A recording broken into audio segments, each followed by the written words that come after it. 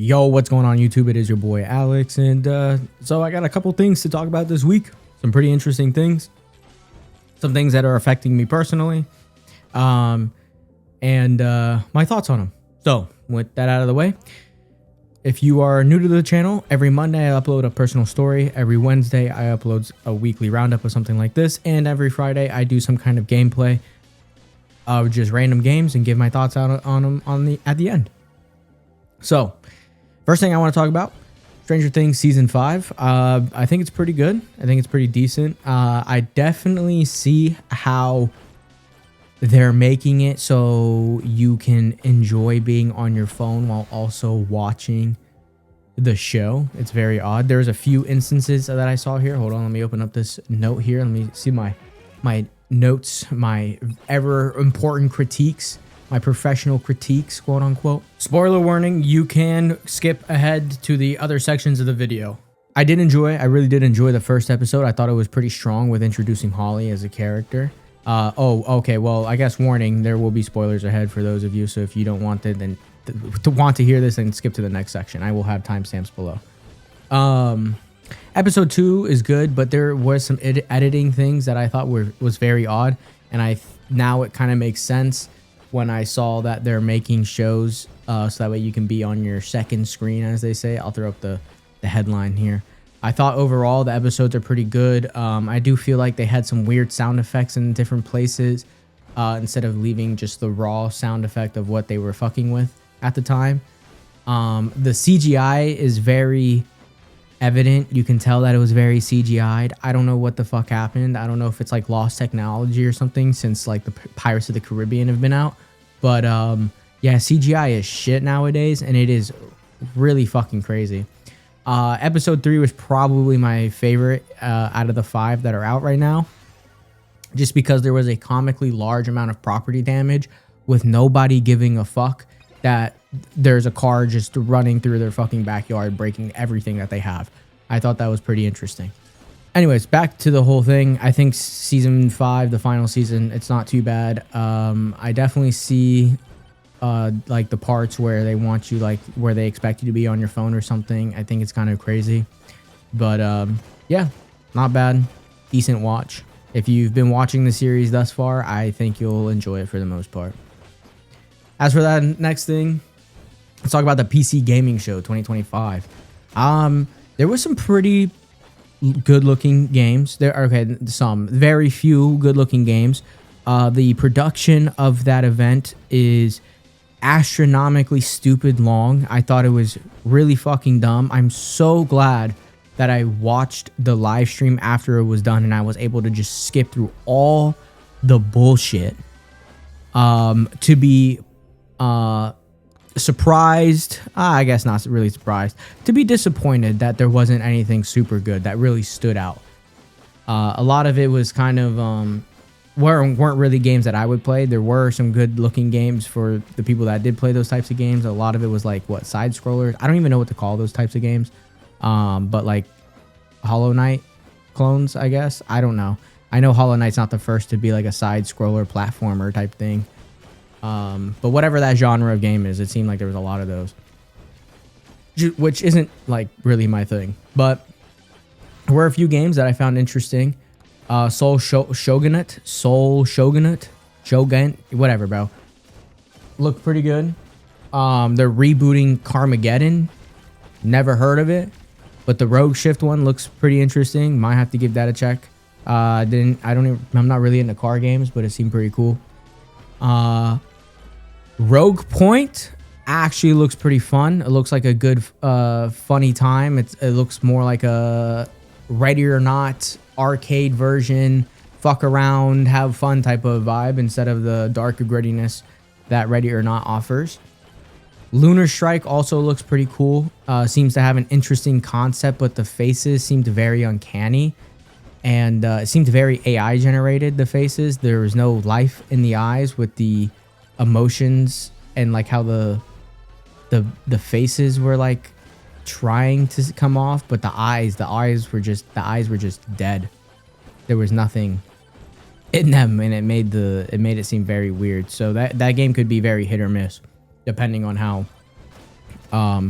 that goes, because it looks like it's a very story heavy game, and if you have characters that just ain't looking right, yeah, I don't know, man. I don't know. The other one, it wasn't revealed, but it's been on. I've been anticipating this game for a while. Clockwork Revolution. That game looks absolutely fucking cool. It has a really cool fucking concept, and I'm really looking forward to it. I really hope that game lives up to the hype. I've been keeping my eyes on that for quite some time now. Another one that seemed pretty interesting was Last Flag. It was like a capture the flag only type of game made by Imagine Dragons or something. I don't even know if I heard that right. When I go back and rewatch this, I'll know for sure.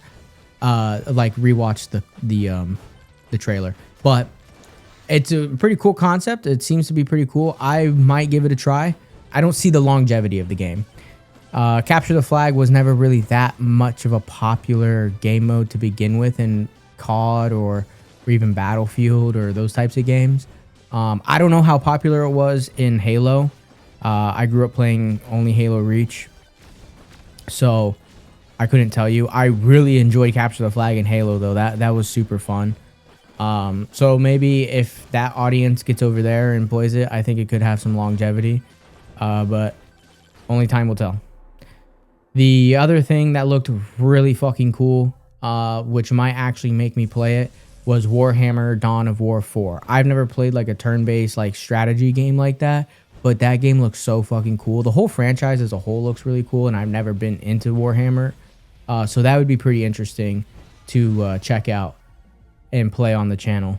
Let me know if you guys would like to see that or see me get into Warhammer. I've never done it. I have a feeling it would be right up my alley. I love other space racism games. So yeah. But that's it for the PC gaming show. The other thing I wanted to talk about, let me pull up my notes here. Yeah, I'm an old man. Oh, Micron. Micron leaving the market. So I don't know what to tell you guys. I mean, other people have already talked about this. I mean, some people are saying this is the end of gaming, because they're leaving the consumer market and they're focusing strictly on AI companies and things like that. And I don't really know. I feel like there's a demand for gaming for sure. And people are always going to want to build PCs or have a console or something like that. But I don't know if I don't think those prices that we had previously before this huge spike, I don't think we'll ever have that again. I don't think we'll ever have that low of RAM prices again. That's for sure. I saw this comment too on another video. I'll throw it up on the screen for you guys. But it's something like they're doing this because they want to get the RAM out of the consumer's hands, make it harder for us to buy it, so that way we all switch to their cloud gaming AI bullshit. Wouldn't put it past. I wouldn't put it past them. It's a theory, that's for sure. I wouldn't put it past them though. I mean, we're already at the whim of other tech companies, so I wouldn't put it past it. But yeah, the other thing I thought was pretty fucking crazy. I genuinely don't even understand how this is allowed to happen. But Netflix is buying Warner Brothers for like $87 billion. I don't even understand how that is legal. Everything is just becoming a monopoly again. It's quite crazy. I thought we had laws to prevent this type of stuff in the US, but hey, I don't know. This company's got probably hundreds of lawyers that can figure all this shit out. So I think this is crazy. I'm pretty sure Warner Brothers makes like a third of the fucking movies in Hollywood. I'm actually about to look it up. Okay, so I wasn't able to really find it, but I think it makes up like a third of the movies produced in Hollywood or some shit like that, which is an absurdly large amount. And this is only going to have some crazy ramifications in the movie industry and movie theater industry in the future. And I don't know. I just think this is an absolutely crazy fucking deal that is just there's no way it should be allowed. There's just no way. So as I am editing this video, there's actually news that just came out I think last night. I'm making this on a Tuesday. You guys will see this tomorrow. And Paramount is actually doing a hostile bid for like $100 something billion. I'll have the headline up here for you guys, which is absolutely fucking crazy. Everything's just becoming one major conglomerate or like one major player in each industry. And I'm super excited for that, guys. I'm super excited for that, because then that means all my favorite shit is going to be in one fucking place. You know what else that means? That means I'm at the mercy of them to charge me $1,000 a month. I'm so happy this is happening. Not really. I really hope this gets fucking stopped. Donald Trump has even said, "Oh, I don't have fucking friends of mine in Netflix or Warner Brothers or whatever the fuck." I don't know what the fuck he said. It's on Truth Social. I'll find the post for you guys and throw it up here. But basically, he doesn't like either of these people buying this shit. But I don't know, man. Everything's fucking crony. Everything's fucking shit. So I really don't know how this is going to play out. I figured we would have laws like this blocking this type of thing, but obviously not. Anyways, back to the video. But I don't know. This shit just gets crazier and crazier, because the other thing that's coming very soon to the US, I don't know if you guys have heard, but it's digital ID. Apparently 25 states have already passed this in the US. So basically, if you guys haven't heard, in the UK, people are required to upload their ID basically to the government. It's to a third party who's already been hacked and had data breaches and everything else. But it's done for the government, so that way they can mass surveillance you. Absolutely crazy what is going on. And it's basically, they said it was to protect the children from online adult content, so things like, you know, what they put on the hub and all that. But what it turned into is needing your ID to access Netflix, Twitter, Reddit, Spotify. Apparently all these sites have a third of adult content on it or more.